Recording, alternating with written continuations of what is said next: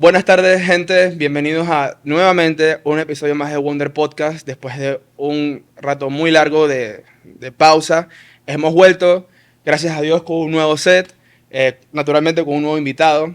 Y nada, estamos aquí emocionados para traer nuevas experiencias y mayor información. El día de hoy estamos con un invitado muy especial, joven, bastante joven, que está apostando su candidatura a ser diputado de la República de Panamá. ¿Qué circuito? Por el circuito 8-3, orgullosamente. Por el circuito 83, orgullosamente. Bueno, conmigo José Antonio Pérez Barboni, candidato a diputado.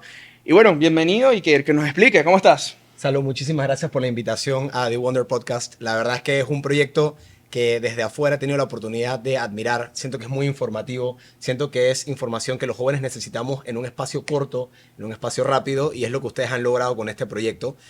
Como bien dices, en este momento me siento aquí como candidato a diputado por el circuito 83. Más de 9 corregimientos forman parte de este circuito. Y por supuesto, llego a esta posición porque siento que en Panamá y sobre todo en el circuito 83 podemos mejorar el tema del turismo. Y esa es la bandera con la que quiero empezar diciéndote que es la razón por la cual quiero llegar a ser diputado de Panamá, para mejorar el turismo del país. Buenísimo, buenísimo. Bueno, como ya mencionamos, José Antonio es muy joven, tiene apenas 24 años. Tienes 24 años. Orgullosamente también 24. Orgullosamente. Tienes 24 años. Si no me equivoco, eres el candidato más joven. ¿Qué a tu corta edad te hace ser? ¿Por qué quieres ser diputado a los 24 años? Sabes, esa es una pregunta que muchas personas me han hecho, sobre todo porque me dicen, ¿por qué quieres sacrificar tu vida personal y tu juventud para entrar a algo tan contaminado como la política?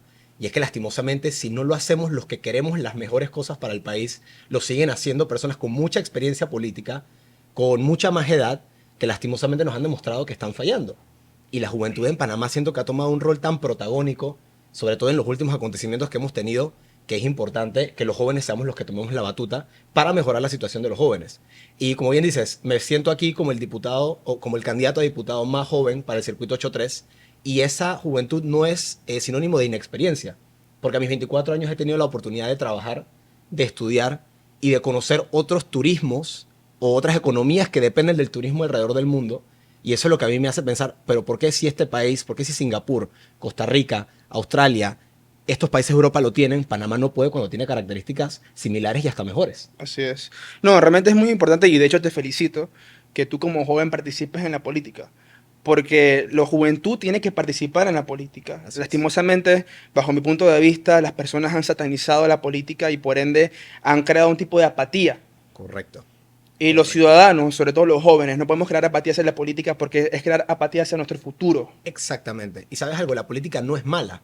Lo que pasa es que malas personas han llegado al poder por prácticas en la política muy negativas, Así es. como el clientelismo. Así mismo. Que el clientelismo, para robarte 2 segundos y explicarlo, es quitarle la dignidad al votante y comprarlo con un objeto, con alimento, con algún servicio, para nada más suplir o resolver una necesidad inmediata y luego entonces quitarle su futuro y las posibilidades de tener mejores condiciones de vida, una vida digna, porque básicamente ya consideras que él vale ese objeto o ese producto o ese jamón, para ser específico con qué tipos de prácticas clientelistas tenemos en Panamá, sobre todo en un mes tan importante como diciembre, donde la gente tiene más necesidad, tiene más interés de acceder a objetos, productos para tener una cena de Navidad, y luego entonces los políticos se aprovechan de este tipo de necesidades. Así mismo. Y no llegan con propuestas, pero se aparecen una vez al año, le dan esto a la persona y con eso ellos sienten que ya cumplieron para poder hacer todo lo que hacen desde el poder, ya sea en la Asamblea Nacional, ya sea en el órgano ejecutivo o inclusive en cualquier otro punto como el gobierno local, que también es por elección popular. Ok, perfecto. Sabes que en episodios pasados, de hecho uno que va a salir antes de que salga este capítulo, estaba con dos jóvenes, Lucas Cuevas y Alec, que practican overlanding y tal. Y discutimos en ese podcast que Panamá, de las muchas cosas que tiene que desarrollar, es el turismo. Correcto. Naturalmente te quería preguntar cuáles son tus propuestas. Mencionaste ahorita que el turismo, pero enfoquémonos ahorita en tú como político. ¿Qué es lo que tú propones para Panamá a tus 24 años? Claro que sí. Yo, más que hablarte de propuestas, te quiero hablar de ideas, Buenísimo. que por supuesto después se traducen en pues iniciativas que trataré de llevar a cabo desde la Asamblea Nacional. Tenemos que entender que en Panamá el turismo representa el 16.4 del PIB, del Producto Interno Bruto. Esto, por supuesto, también tomando en cuenta el sector de viajes, que ahí entra nuestra aerolínea nacional, Copa Airlines, que produce más de 2.6 billones de dólares al año para el país. Estamos hablando de una cuarta parte de los 11 billones que se generan del turismo en Panamá. Viendo que ese flujo de pasajeros que mueve esta aerolínea, únicamente ese flujo de pasajeros, el 25% o menos son los que se bajan en Panamá. El otro 75% únicamente conoce el aeropuerto en Panamá. Porque después de ahí sigue para otros destinos, ya sea en Norteamérica, Sudamérica o el Caribe. Panamá es un país de conexión y únicamente de conexión hasta el momento. ¿Qué tenemos que generar nosotros? Que la gente se baje. Que la gente venga a Panamá, consuma en los restaurantes, se quede en los hoteles, se mueva por las calles, que se genere la ruta del pescado frito en el Chorrillo, por ejemplo. Que se genere que un crucero se decía que era dormir en Panamá, que decía dejar su barco en la noche y de que esa forma entonces todas esas personas que estaban en el barco no solamente salgan por un par de horas, sino que ahora se queden en los hoteles, que ahora también consuman en los restaurantes. Y eso estamos hablando de 5.000 personas por barco en promedio. Y si aquí a Panamá llegan 2 barcos al día, son 10.000 turistas que ahora estamos hablando que están también consumiendo una segunda tanda nocturna. Ahora la pregunta es, ¿cómo logramos esto? Eso mismo te iba a preguntar. Después de este contexto, ¿cómo logramos esto? Eso mismo te iba a preguntar. Aquí en Panamá ya se habla de una ley de incentivos fiscales que se le da a empresas turísticas o que incursionan en el tema del turismo, pero se le está dando de manera, de vuelta, nepotista, clientelista y únicamente para apoyar a los amigos del poder. Nosotros lo que tenemos que hacer es que las empresas que realmente generen un beneficio a Panamá sean las que tengan acceso a estos beneficios fiscales. Y a esto me refiero que si Royal Caribbean, que es una naviera de cruceros, Norwegian, Carnival, deciden dejar sus barcos, por ejemplo, en la noche en Panamá, a ellos entonces les podamos dar un beneficio fiscal, un beneficio en el costo de operaciones del puerto y de que esa forma ellos digan, espérate, en Panamá me sale mucho más barato dejar el barco en la noche que dejarlo durmiendo en las Bahamas o en Cartagena o en ABC, Aruba, Bonaire y Curazao. Y Panamá entonces se vuelve un puerto insignia, tanto la calzada de Amador como por ejemplo el puerto de cruceros de Colón, sobre los otros puertos que famosamente se conocen en el Caribe, como donde se dejan los barcos en la noche, donde la gente puede pernoctar, y entonces volver a que Panamá ahora sea ese destino más atractivo para las navieras. Buenísimo. Si nosotros les damos una ley que demuestra que hay interés en reducir sus costos de operación, sus gastos fiscales, entonces ya estamos generando un ambiente de atracción turística en Panamá. Empezando con esa ley. Segundo, y esta es bastante disruptiva, Okay. y en esta quiero que la gente escuche bien lo que tenemos que hacer. La Autoridad de Turismo de Panamá y el Ministerio de Cultura trabajan de manera separada. Tú me vas a decir a mí que no podemos generar una sola institución que trate la cultura y el turismo. El turismo y la cultura son lo mismo. Trabajan de la mano, son áreas que se comparten. ¿Y qué pasa? Aquí en Panamá hemos dejado la Autoridad de Turismo de Panamá con más de 800 emplanillados y el Ministerio de Cultura, que es un número mucho más abultado, y no tratamos de reducir el tamaño del Estado y la planilla de estas instituciones. La seguimos aumentando y no pasa nada. La Autoridad de Turismo de Panamá prometió 1.000 kilómetros de sendero en el país. No estamos ni cerca, ni un 10% de esos 1.000 kilómetros ahorita mismo, después de 5 años de gestión y de que ese plan ya se había presentado. 1.000 kilómetros de sendero que pueden significar muchas más opciones para el turista, para emprendedores, para personas que se acercan a este sendero y pueden promocionar otros servicios, otros tours. Entonces, si vemos ineficiencia de 2 autoridades que tienen que estar ahí para lograr un beneficio, ¿por qué no simplemente fusionar estos esfuerzos? Reducir el tamaño del Estado. Ministerio de Turismo y Cultura, o Cultura y Turismo. Pero no una ATP, no un Ministerio de Cultura con 2 agendas separadas. Entonces, esa es una de las primeras ideas con las que yo quiero llegar a la Asamblea, porque cumple con 2 factores.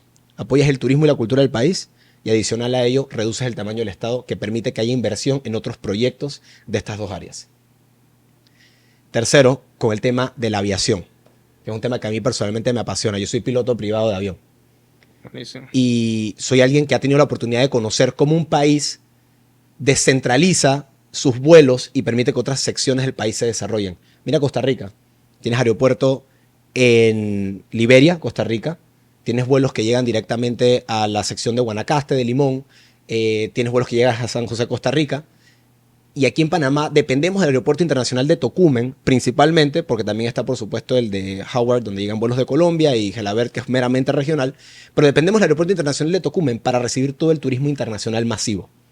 ¿Por qué no podemos nosotros incentivar a más aerolíneas a que ahora empiecen a volar al Arco Seco de Panamá? Porque ahora hay vuelos charters. Vienen por 3 meses, 4 meses, y después de eso se van. Y el aeropuerto Scarlett Martínez en Riato no se utiliza. Tienes David Chiriquí, al lado de Boquete y Bocas del Toro, 2 de las gemas más importantes del turismo en Panamá. Y ese aeropuerto depende de los vuelos que salen de Tocumen, o de los vuelos que salen de Panamá Pacífico o de Gelabert. Todo pasa por la ciudad de Panamá. Si pasa un problema en estos 3 aeropuertos, entonces David se queda sin la conectividad necesaria. Necesitamos que haya descentralización de turismo en Panamá y esto empieza también con que más aerolíneas se interesen en viajar a otros puntos del país. Y por eso hay que promover vuelos desde Canadá, Estados Unidos, a David Chiriquí. Hay que revisar la ley de cielos abiertos, que ya existe, y es la ley que básicamente permite que cualquier aerolínea pueda venir a Panamá y ofrecer sus servicios como una aerolínea comercial. Pero ¿qué pasa en Sudamérica? Y aquí lo digo muy seriamente. Tenemos únicamente 2 aerolíneas que vuelan a Sudamérica.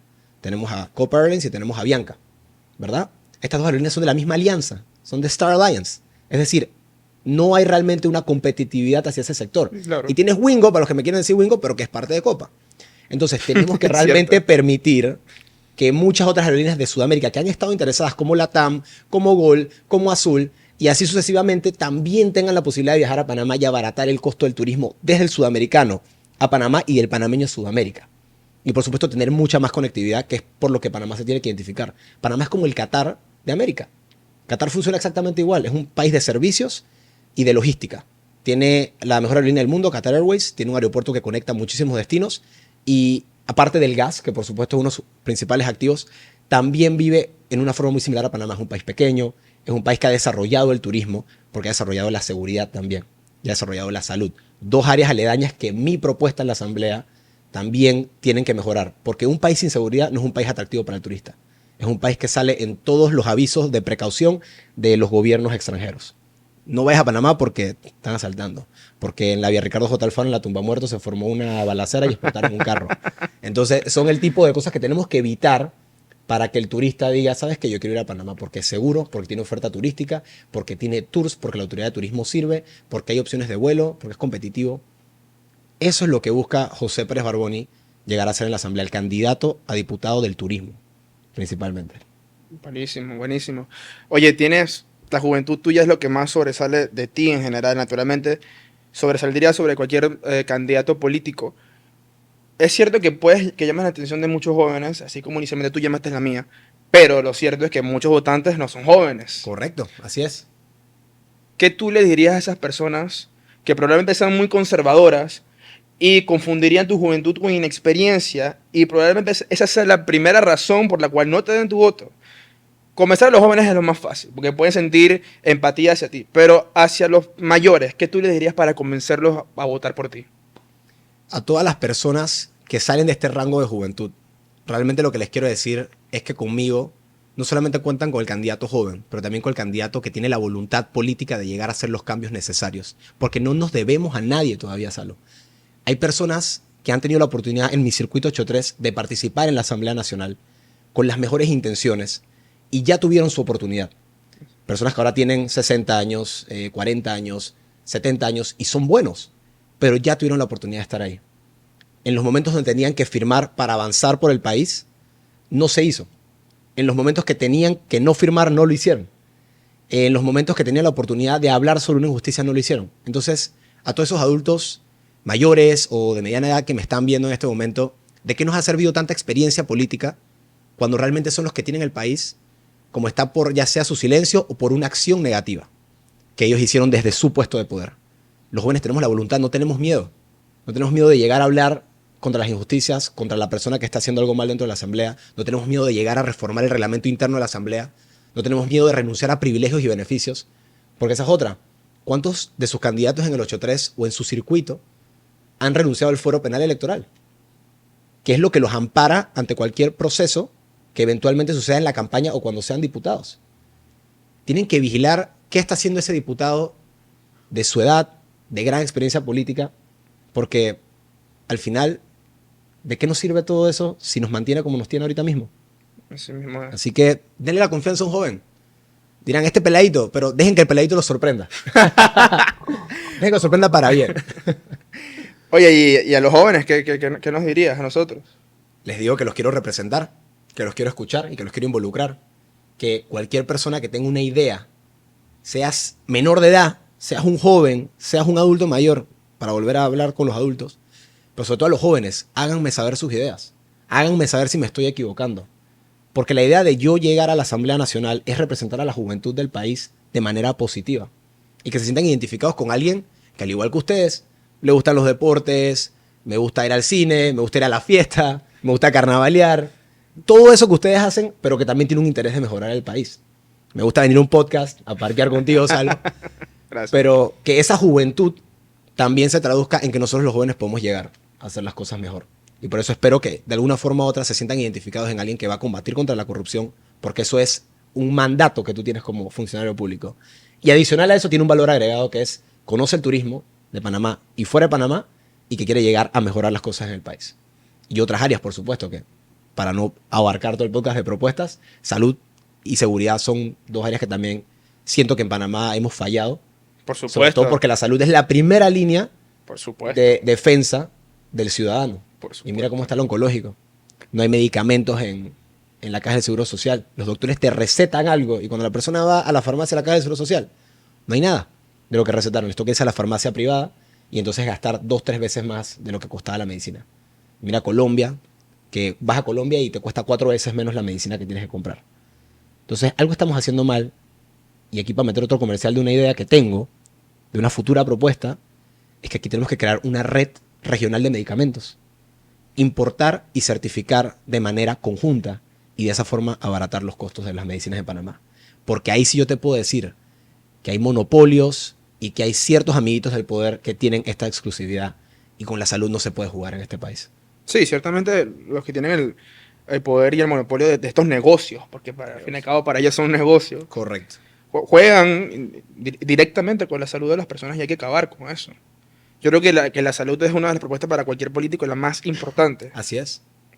Porque si tú no puedes asegurar la salud de los ciudadanos, ¿qué importa el turismo? ¿Qué importa la seguridad incluso? Correcto. Lo que hicieron con el oncológico en verdad fue, bajo mi punto de vista, algo malvado. Así es. Eso de recordar el presupuesto con personas que están luchando literalmente por su vida, es quitarle lo más preciado que es la esperanza. Así mismo es. ¿Y sabes qué es lo peor de todo? Este es el país donde se construye primero un nuevo edificio para la Asamblea Nacional, donde la Asamblea Nacional tiene 230 millones de dólares, pero no construimos un nuevo hospital oncológico.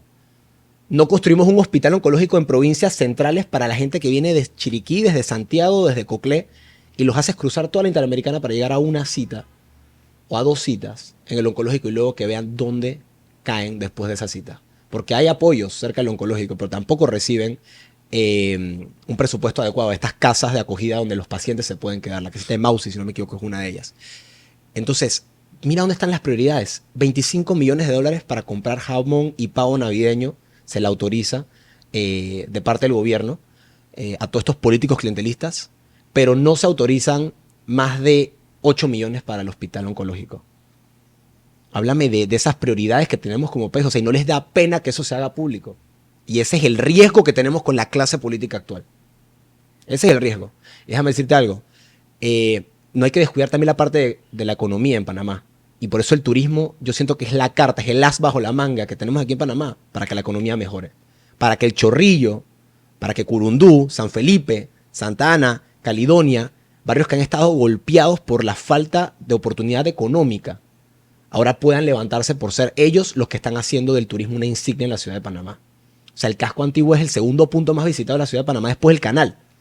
Y el canal y casco antiguo, los dos están en mi circuito. Entonces, yo como no permito que esa joya se desarrolle por falta de seguridad, por falta de interés social. Hay muchas cosas. Esos pueden ser los empleados del puerto de cruceros, los que le hacen al turista la ruta del pescado frito en el Chorrillo, los que agarran y hacen los tours en el casco antiguo, porque ellos son los locales. ¿Y quién mejor que un local para hablarte de su barrio? Así mismo es. Entonces, ves cómo la economía, cómo el dinero en el bolsillo sí se conecta con el turismo directamente. Pero no lo hemos querido ver. Costa Rica lo vio. Y Costa Rica lo tiene de insignia. Costa Rica no tiene un canal de Panamá. Y el PIB es casi similar al nuestro. ¿Qué estamos haciendo mal en un país de servicios y logística como Panamá? Oye, algo te quería preguntar, y bueno, también me llamó la atención, tú estás en el partido Otro Camino. Así es. Orgullosamente. Orgullosamente. ¿Por qué Otro Camino? O sea, naturalmente veo que es un partido joven, ¿no? Si lo comparamos con panameñismo, con PRD. CD, bueno, RM es Martinelli, que tiene un montón de años en la política, así que no lo vamos a contar como nuevo. ¿Por qué Otro Camino? ¿Por qué ese partido político para ti? Porque yo creo que Panamá tiene que ir por otro camino que el que estamos tomando actualmente. Pero fuera de broma, y no es ningún secreto, yo tuve la oportunidad de caminar con el que actualmente es candidato a presidente de la República, el señor Ricardo Lombana, en el 2019, cuando él se tiró como independiente. Él se me acercó en 2018 en un café y me dice, voy a ser presidente de la República de Panamá. Yo le digo, ok, ¿de Panamá a este Panamá o cuál Panamá estamos hablando?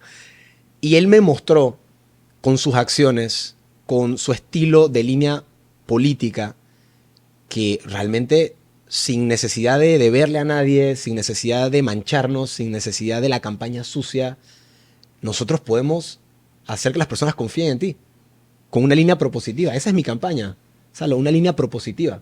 Yo no tengo tiempo de concentrarme en ataques, ni que la gente me ataque. Y si me quieren atacar, bueno, es parte de este juego. Pero, volviendo al tema, otro camino, porque la persona que fundó el partido y que me enseñó cómo se puede hacer una política honesta y justa, es la que exactamente me ofreció la oportunidad de ahora correr democráticamente por un cargo en la Asamblea Nacional de Panamá.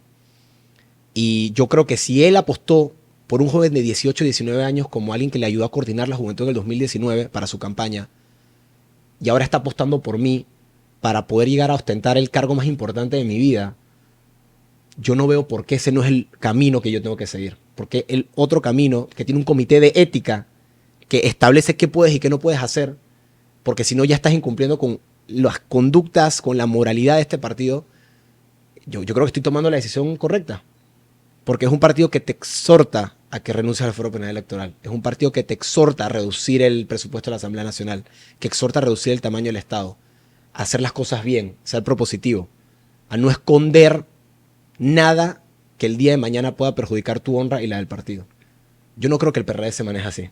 Y disculpa que te lo diga así directamente, pero es lo que nos han demostrado. Yo no creo que otros partidos que también nos han demostrado falta de honestidad se manejen así.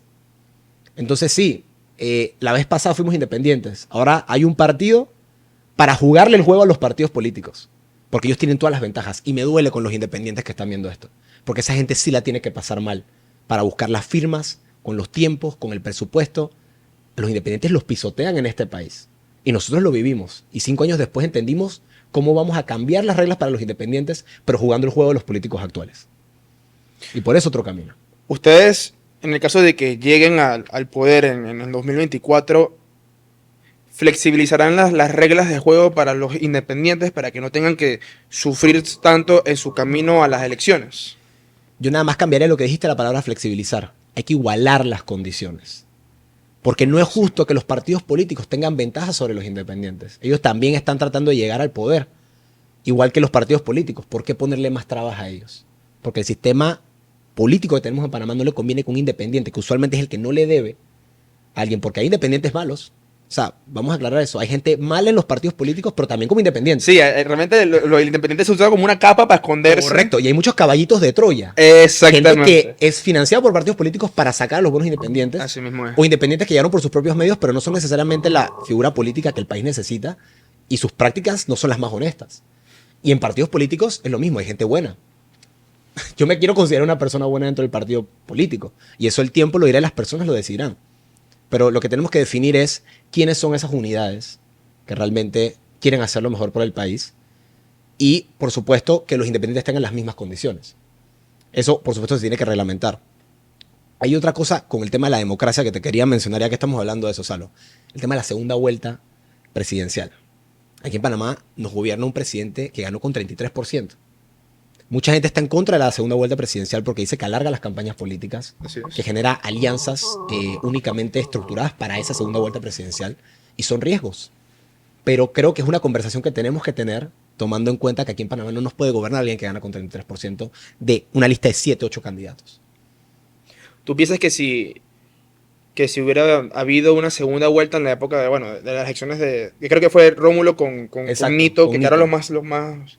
O sea, el resultado hubiera sido otro con una segunda vuelta. O sea, hubiéramos tenido otro presidente, sea quien sea. Muy difícil de predecir, pero está dentro de las posibilidades. Tú sabes que fue muy reñida la contienda presidencial de la última vez. Rómulo casi queda. Eso. Es correcto, entonces no podemos descartar que mucha gente que votó por Rómulo quizás para no votar por el PRD y mucha gente que votó por otros candidatos, aún entendiendo que el PRD era la peor opción, se hubiesen ido con Rómulo.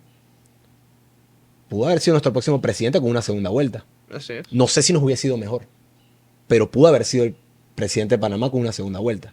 Y entonces esas son las posibilidades que tenemos que analizar con esto de la segunda vuelta presidencial, que por supuesto tiene que democráticamente ser concluido por el país o por la Asamblea Nacional, que esperemos esté ahora en el 2024 llena de personas que sí busquen lo mejor para el país y no de diputados que te aprueban 25 inconstitucionalidades y que te salen diciendo en televisión nacional: yo no leí el contrato. Por el amor de Dios, o sea, si no lo leíste, no me lo digas, pero te lo dicen y no les da pena. Lo usan para que sientas lástima por ellos. No, eso fue una grandiosa falta de respeto y te explico por qué. Exactamente. Porque los diputados, al igual que cualquier otro cargo, los diputados, los presidentes, alcaldes, son todos cargos públicos. Correcto. Son funcionarios públicos. Así es. ¿Quién es su jefe? El Estado, el Exacto. pueblo. El pueblo, exactamente. Artículo 2 de la Constitución. El poder emana del pueblo. El pueblo. Y es triste, ¿no? Como estos funcionarios públicos, porque eso es lo que son. Ellos ven el título de diputado, de presidente, de alcalde, como un título que les ostenta mayor capacidad, superioridad. Una superioridad, exactamente, y en realidad no lo son. En realidad son cargos públicos que están para funcionar públicamente a los ciudadanos de la República. Correcto. Y ver cómo estos funcionarios públicos ignoran y llevan a la contraria las voces de las personas que votaron, es inaudito.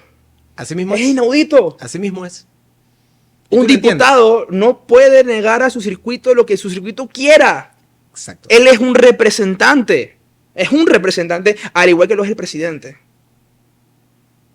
El pueblo toma las decisiones. Que esté equivocado o no, eso es otra cosa. Pero un funcionario público jamás ni nunca puede pasar por encima de la decisión ni de la voz del pueblo. Eso no puede ser. Totalmente. Y te voy a decir algo. Eso no puede ser. Te voy a decir algo que se lo dije tanto a Ricardo como a Michael Chen, que es el actual el vicepresidente más ¿no? joven. De hecho, también es el candidato más joven a vicepresidente. Yo le dije: si yo me tengo que parar contra ti en la Asamblea Nacional porque estás haciendo las cosas mal, lo voy a hacer. Lo voy a hacer. Así como algunos diputados ponen carteles enfrente de su curul para llamar la atención del presidente cuando van a dar su discurso. Sí. Es exactamente lo que un diputado, sin importar si es de tu partido, no tiene que hacer. Porque una de las funciones principales de un diputado, aparte de hacer y derogar leyes, es fiscalizar al Ejecutivo. Y citar al Ejecutivo cuando no se están dando las cosas bien. Y también jugar a los magistrados de la Corte Suprema de Justicia si se da la situación, ¿no? Pero una de las funciones principales, aparte de hacer o derogar leyes, es fiscalizar. Es usar su micrófono, su poder, su palabra para decir: el pueblo, el 8-3, está cabreado de la corrupción que estás haciendo tú allá en el Ejecutivo, en la Autoridad de Turismo, en el Ministerio de Cultura, en el Ministerio de Comercio e Industria, con el tema de la mina, con el tema del IFARU, de los auxilios económicos. O sea, te puedo dar una lista. Así es. O sea, yo creo que terminamos el podcast y todavía sigo enumerándote cosas de este gobierno, de este quinquenio que hemos vivido. Que, como te digo, no nos enfoquemos en ataques, enfoquémonos en qué soluciones ahora tenemos para cuando lleguemos para mejorar la situación. No hay que inventar la rueda, pero sí tenemos que ajustar. El panal que es la Asamblea Nacional lleno de abejas, yo me cansé de agitarlo desde afuera. Yo me cansé de agitarlo desde el podcast que tenemos ahorita mismo. Yo quiero entrar y si me van a picar, que piquen, pero yo tengo que hacer las cosas desde ahí dentro. Así es. Si no me involucro yo, le doy la silla, el espacio a alguien que lo está haciendo mal, que lo está haciendo con la intención de lucrar del pueblo. Yo no soy perfecto. He tenido errores en mi vida, he tenido comentarios y pensamientos y posturas que a lo largo de mis años y de mi oportunidad de madurar he ido mejorando y aprendiendo. Pero lo que sí nunca ha cambiado de mí es esa integridad que mi familia me enseñó desde el día 1, que con el trabajo, con la honradez, mi familia jamás ha vivido el Estado. Jamás. Siempre hemos sido personas que con el trabajo duro, el trabajo digno, hemos entendido cómo hay una remuneración, cómo hay una recompensa. Entonces, eso es lo que tiene que entender todo el funcionario público, que él tiene que trabajar para poder entonces recibir un salario. Él tiene que hacer las cosas bien. Así es. Porque si tú haces algo mal en tu trabajo, si tú no llegas un día, a ti te pueden hasta votar. Porque hay que pagarle a un diputado que no va a la asamblea, el que no va no cobra. Así es. Despachos de 120 personas. Por favor, ¿quién necesita 120 personas para trabajar en la Asamblea Nacional? Tú necesitas máximo, y pensando como hasta en dos posiciones controversiales, 10 personas. Para tener un despacho efectivo, un despacho que no te genere dolores de cabeza. 120 personas que te aseguro que quizás 100 de esas no saben que están en planillas, o saben, pero el dinero no les cae a ellos. Sí, es triste. Entonces, la política ha perdido su prestigio y se ha convertido en algo muy bajo. correcto. Y la vara si, está baja. hasta abajo. Y si hay algo que yo le pido a a todos los candidatos, no solamente los panameños, sino los internacionales. Oye, una pregunta, ¿tú qué opinas como joven del esquema político de Panamá? Porque hay muchos esquemas que se repiten. ¿En qué sentido? El tema de la reelección es una cosa que es repetitiva y es continua. ¿Cuál es tu opinión en el tema de la reelección? Salud. La reelección es exactamente lo que mantiene el poco de incompetentes y corruptos que tenemos en el poder, lo que los perpetúa. Si fuera por mí, la reelección inmediata no debería existir. Así como no existe con el presidente, que tampoco exista con los diputados. Los gobiernos locales es otra historia. O sea, ¿tú estás de acuerdo con que los diputados no se puedan reelegir? Por supuesto que no, de manera inmediata. No, que esperen 5 años fuera y luego entonces vuelvan. Lo que no hiciste en 5 años no lo vas a hacer en 5 años más. Así de sencillo.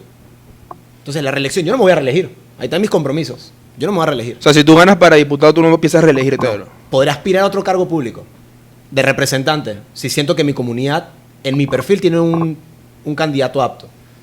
Alcalde, no creo, pero son posibilidades. Pero reelegirme en la Asamblea Nacional, negativo. Lo que no hice en 5 años no lo voy a hacer en 5 años más. Entonces, reelegirse es perpetuar a los ineptos y a los corruptos en el poder, de manera inmediata. Si sentiste que lo hizo bien, que espere 5 años y se tire de vuelta. Buenísimo. No, está bien, eso es lo que importa, porque Panamá tiene algo que, bueno, desde el 89 hemos podido mantener, que es la democracia. Correcto. Pero la democracia es una cosa delicada, porque se puede dañar muy rápido, y es cuando se repiten muchas veces los mismos personajes en el poder. Exactamente.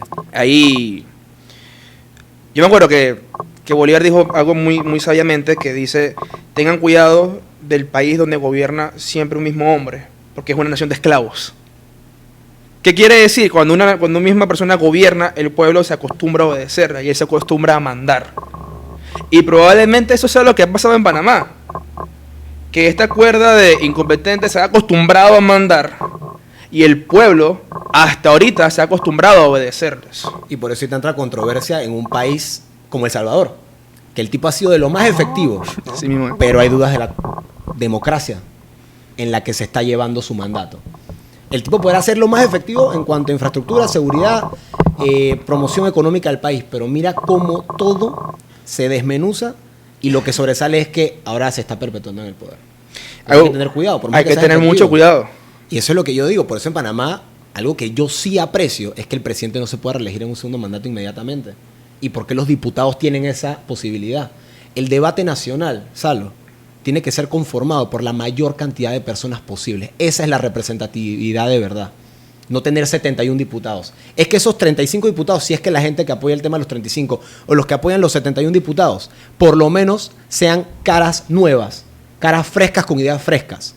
Eso es lo que necesita el debate nacional de nuestro país. Y yo como joven, ¿cómo me pides a mí, que a mis 29, 30 años, que es cuando terminaría mi mandato, Dios primero, en el 2029, no apoya al pelado de 24 años que ahora quiere ocupar mi silla?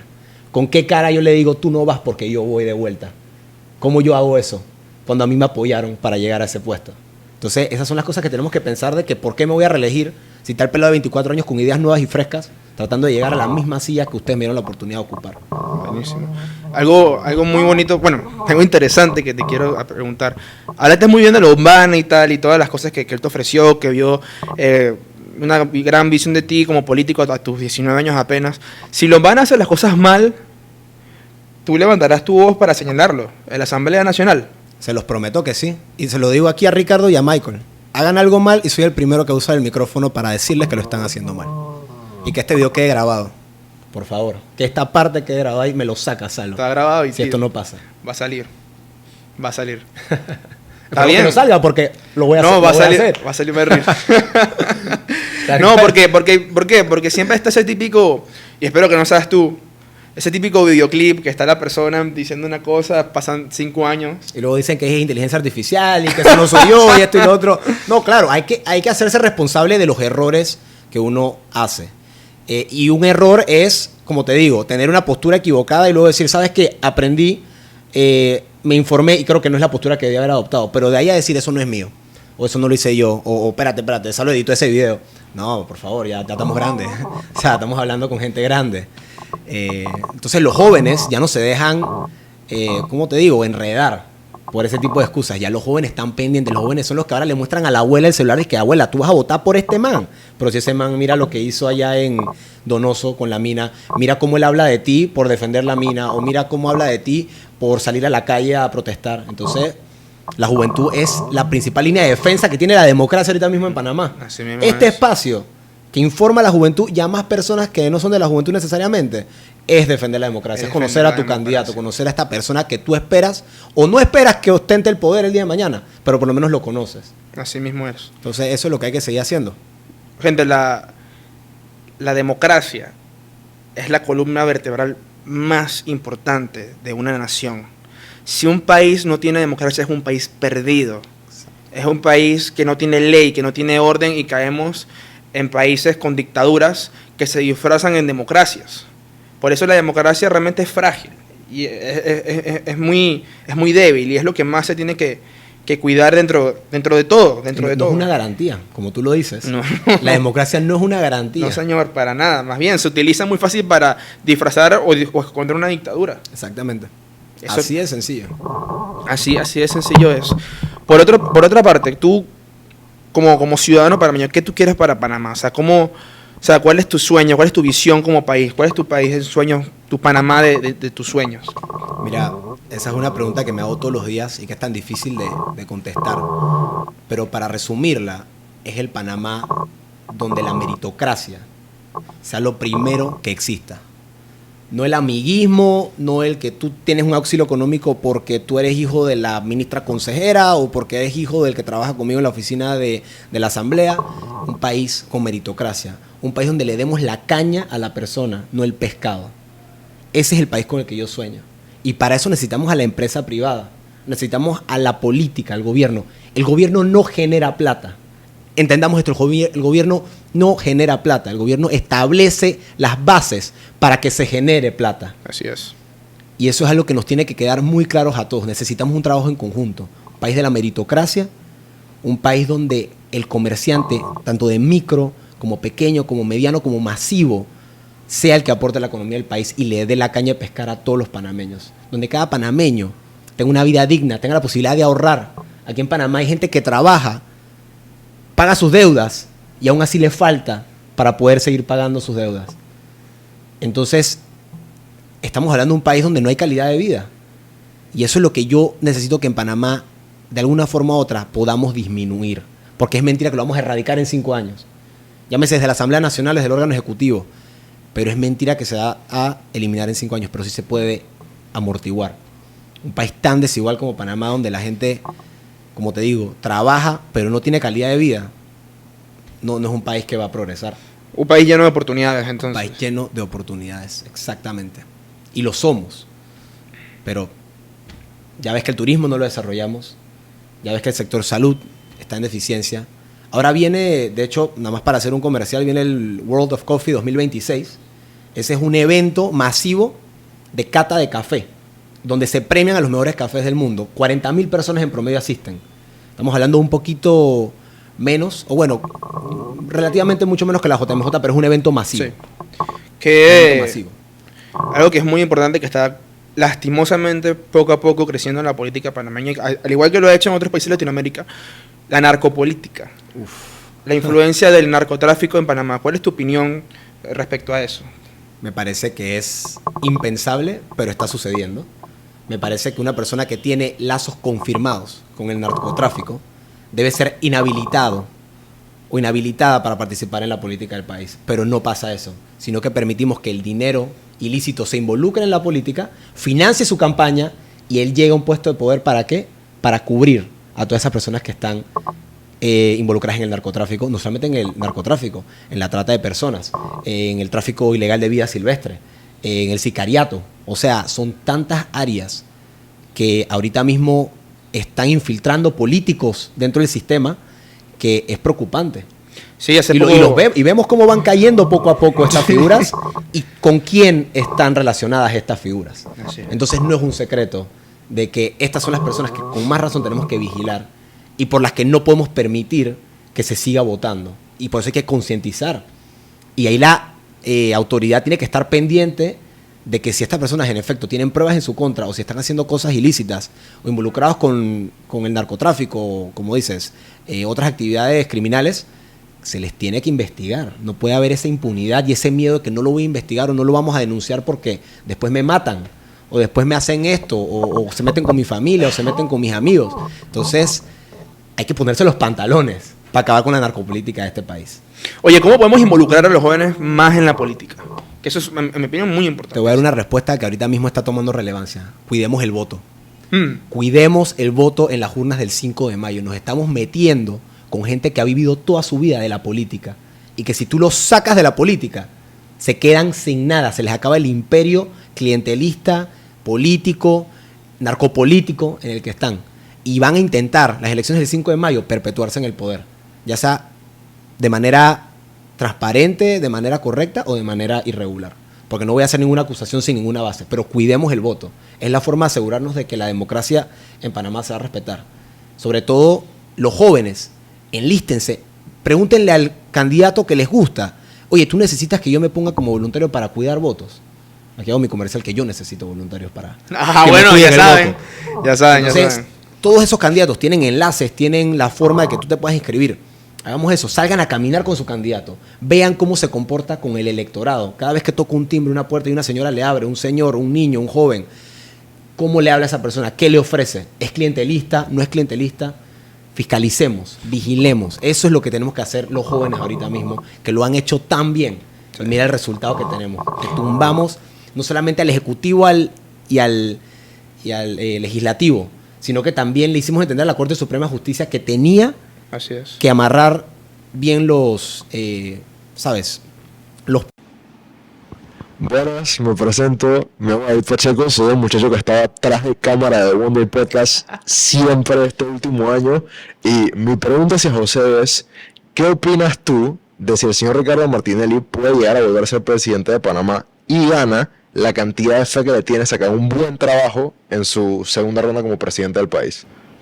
Bueno, honestamente, yo no creo que la palabra fe y el señor Ricardo Martinelli vayan de la mano, porque ya le tuvimos fe y las cosas no funcionaron a nivel de cómo se manejaron las finanzas del Estado, cómo la impunidad y la corrupción crecieron y cómo cada factor que te he mencionado de alguna forma u otra se está comprobando hasta el día de hoy. Si el señor Ricardo Martinelli puede correr o no, eso está en manos de la Corte Suprema de Justicia. Y como dice Salo, esta es una democracia. O sea, sí se permite que corra, pero que el panameño entienda lo que conlleva a elegir nuevamente al señor Ricardo Martinelli Berrocal para la presidencia del país. Y eso es lo que tenemos todos que entender. Y se conecta con lo que hemos dicho en todo el episodio. Caras nuevas, caras frescas y personas que no te hagan dudar sobre si el país se está manejando con integridad, honestidad y sin corrupción. O sea, ¿tú piensas que en base a lo último que hizo, que hemos visto de él, ya tendríamos las mismas consecuencias, por así decirlo, si volviese a ser reelegido? Mira, en este gobierno la deuda pública creció casi el doble. Si Ricardo Martinelli Berrocal entra de vuelta a la presidencia, él va a intentar hacer proyectos para parecer que está trabajando en pro del país. Pero tendremos que entender que esos proyectos van a venir con sobrecostos, que ya se comprobaron, que van a venir con dudosas prácticas de transparencia al momento de licitarse, que nuevamente vamos a estar en una situación de muchísima incertidumbre para la economía del país, porque no es el mismo país que recibió Ricardo Martinelli del 2009 al 2014. Es un país lastimado que necesita de personas honestas, transparentes y que no se encuentren en controversias de cómo manejaron el país en el pasado. Ok. ¿Ya terminaste tu pregunta? Sí. Bueno, buenísimo. Felicidades por tu primera pregunta en Wonder. Bien, sí. Se pone rojo, ¿eh? No, está bien, está bien. Está bueno, para la segunda temporada está bueno que metan esa segunda voz. Sí, por supuesto. Bueno, ya estamos llegando al final del episodio. ¿Hay algo más que te gustaría decir? Honestamente, ya en Salo, estos últimos minutos. sí, hay algo más que me gustaría decir. Y es que independientemente de la gente vote por mí o no, yo no pierdo esta elección. Yo gano. Gano haber caminado mis 9 corregimientos. Gano haber compartido con jóvenes en actividades. Gano el cariño de muchas personas que confiaron en las propuestas. Y gano experiencia y muchísima información que cada día trato de retener y de aprender para de esa forma ser el mejor candidato posible para mi circuito 8-3. Para ser el mejor candidato para jóvenes, adultos y adultos mayores. Porque yo no gobierno solamente para ellos, para los jóvenes, gobierno para todos. No solamente gobierno para el 8-3, gobierno para Panamá. Y esa es una responsabilidad muy grande. Muy, pero muy grande.